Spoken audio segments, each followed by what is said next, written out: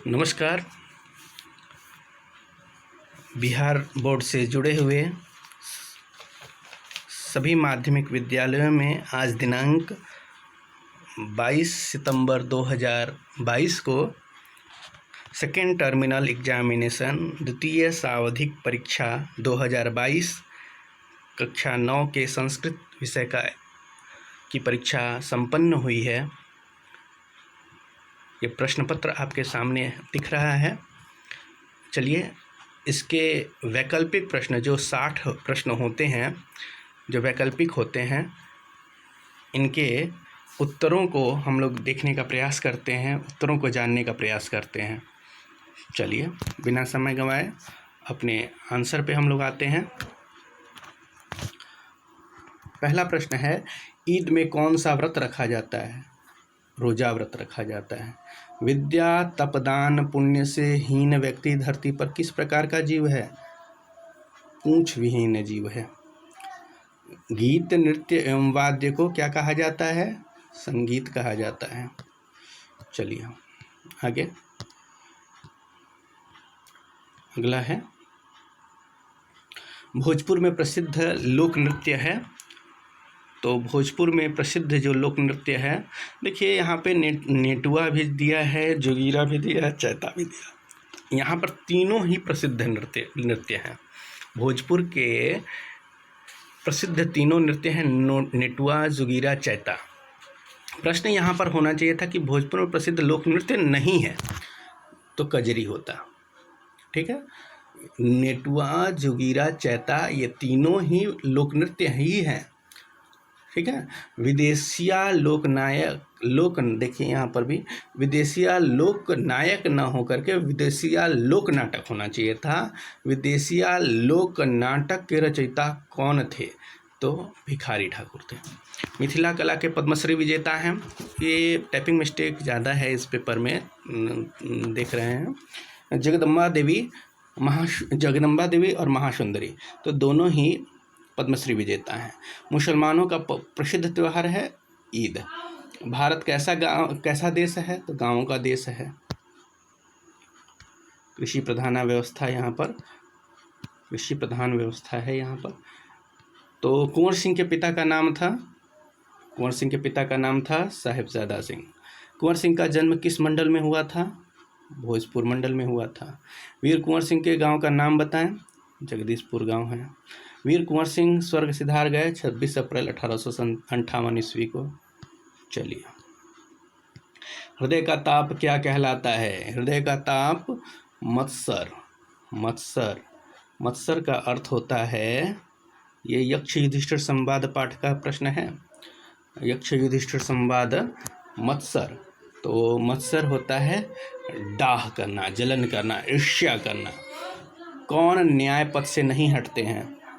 तो धैर्यवान व्यक्ति न्याय पथ से नहीं हटते हैं। ब्रह्मा किसे नहीं समझा सकते? बुद्धिहीन को नहीं समझा सकते।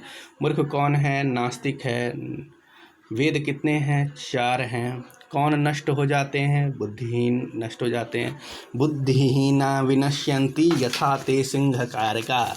बुद्धिहीन लोग नष्ट हो जाते हैं जिस प्रकार से ये सिंह को बनाने वाले नष्ट हो गए। तो बुद्धिहीना विनश्यन्ति यथा ते सिंह कारकः। ठीक है, कौन नष्ट हो जाते हैं? तो बुद्धिहीन। 18 का बी हो जाएगा। विद्या से उत्तम क्या है? तो विद्या से उत्तम बुद्धि है। चले आगे। ऋग्वेद में देवताओं को बुलाने के लिए मंत्र का उपयोग किस रूप में होता था? कर्मकांड के रूप में होता था। कर्मकांड के रूप में होता था। यजुर्वेद का अर्थ है, देखिए यहाँ पे भी गड़बड़ है। ऋग्वेद, यजुर्वेद का अर्थ, यजुर्वेद यहाँ पर यज्ञवेद होना चाहिए था। यजुर्वेद का अर्थ यज्ञवेद होता है। किसके बिना संस्कृति नहीं है? तो संस्कृतम बिना ना संस्कृति। जहाँ जल नहीं है वहाँ क्या नहीं है? तो जहाँ जल नहीं है वहाँ जीवन नहीं है। श्रेष्ठ वैयाकरण कौन है? तो श्रेष्ठ वैयाकरण पाणिनि है। कौन श्रेष्ठ है? बुद्धि श्रेष्ठ है, विद्या श्रेष्ठ है, तंत्र श्रेष्ठ है, मंत्र श्रेष्ठ है? तो नहीं, बुद्धि श्रेष्ठ है। चलिए आगे आगे देखते हैं हम लोग। प्राकृतिक पर्यावरण किस प्रकार दिखते हैं? प्राकृतिक पर्यावरण हमें देव रूप में, 26 का बी होगा। पंडित कौन है? पंडित धर्मज्ञ हैं, जो धर्म को जानते हैं, धर्म को जानने वाला धर्मज्ञ पंडित कहलाता है। इंद्रियों को नियंत्रित रखना क्या कहलाता है? इंद्रियों को नियंत्रित रखना धैर्य कहलाता है।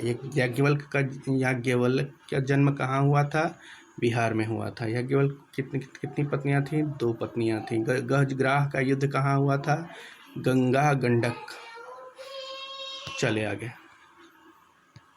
सर्वधर्म भाव समान कहाँ है? सर्वधर्म समान भाव से जहाँ देखा जाता है वो भारत है।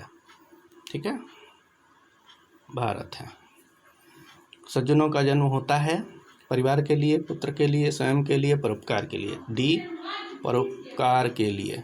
यश प्राप्त होता है कर्म से। किसने बच्चों को लिखा था पराजय को स्वीकार मत करो? जवाहरलाल नेहरू ने लिखा था। दीर्घ संधि का उदाहरण है अद्यधन एव, अद्यव, सुरधन ईश सुरेश, नेधन अहम नाहम, यदिधन अपि यद्यपि। अद्यधन एव, अद्यव, नाहम। देखिए अद्यधन एव यहाँ पर वृद्धि संधि है, सुरधन ईशा सुरेश गुण संधि है, यदिधन अपि यण संधि है। यहाँ नेधन अहम नाहम होना चाहिए था, नाहम होना चाहिए था, लेकिन ने नहीं होगा, यहाँ पे न होगा, न धन अहम नाहम होगा। प्रिंटिंग मिस्टेक है, ने लिखा हुआ है, ने को ने न होकर के न होगा, न धन अहम नाहम होगा। ठीक है, इस प्रकार से सदैव का संधि विच्छेद है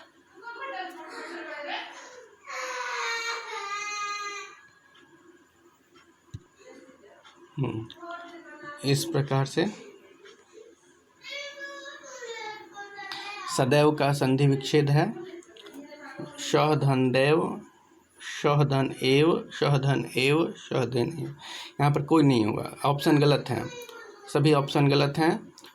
यहाँ पे सदा धन एव सदैव होता है, ऑप्शन सभी ऑप्शन गलत हैं। ठीक है, लघु धन आकार लघ्वाकार किस संधि का उदाहरण है? तो लघु धन आकार लघ्वाकार यण संधि का उदाहरण है। अधन ई से कौन सा नया वर्ण बनेगा? तो ए बनेगा। गुरवः प्रश्नम पृच्छन्ति रेखांकित पद में कौन सी विभक्ति है? तो प्रथमा विभक्ति है। चलिए, राज्ञी किस विभक्ति का रूप है? राज्ञी शब्द जो है ये सप्तमी विभक्ति, राज्ञी शब्द जो होता है ये सप्तमी विभक्ति का रूप होता है, सप्तमी में बनता है राज्ञी। हमारा चैनल संस्कृत विषय के लिए समर्पित है। आप सभी इस वीडियो को देखने के उपरांत अपने अन्य मित्रों को भी इसे शेयर करें ताकि वो भी इससे लाभान्वित हो सकें। अस्मद सर्वनाम शब्द का षष्ठी विभक्ति है। षष्ठी विभक्ति में अस्मद शब्द के अस्माकम बनता है। नदीसु गंगा पवित्रतमा अस्ति वाक्य में रेखांकित पद में कौन सी विभक्ति है? नदीसु, नदीसु शब्द बनता है वाक्य में रेखांकित किया नहीं गया है, लेकिन चूंकि यहाँ पर नदी शब्द है तो यहाँ पर सप्तमी विभक्ति होगी। भवामी किस धातु का रूप है? तो भू धातु का रूप है।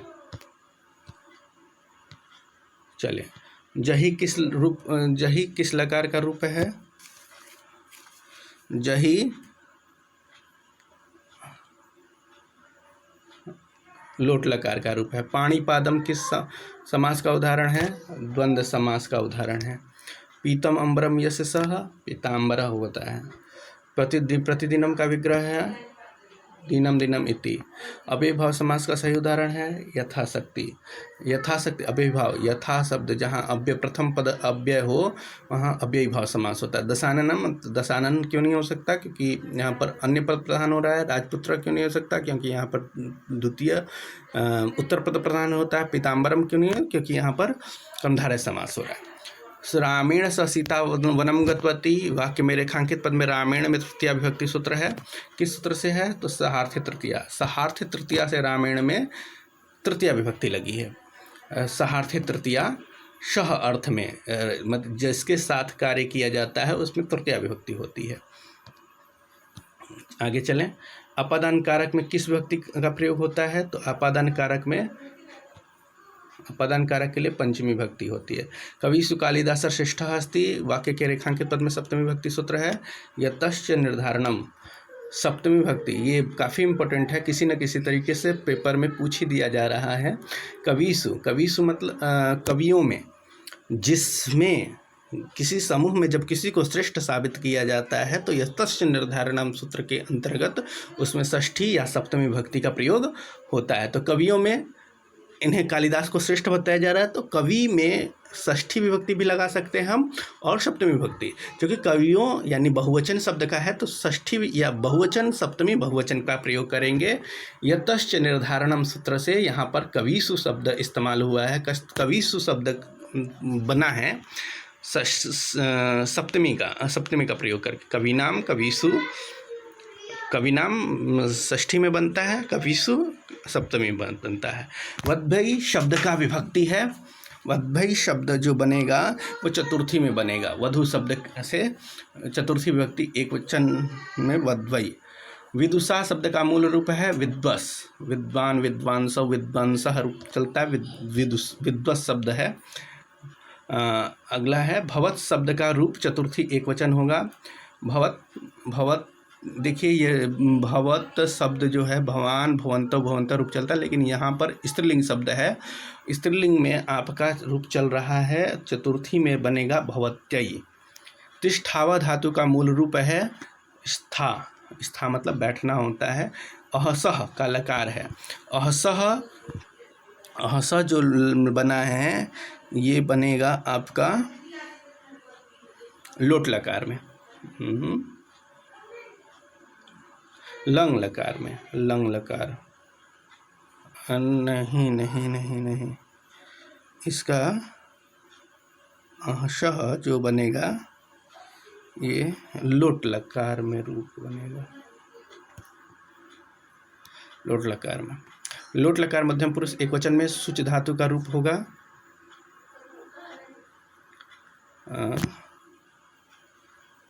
शुच धातु शौ, सोच, ये बनेगा।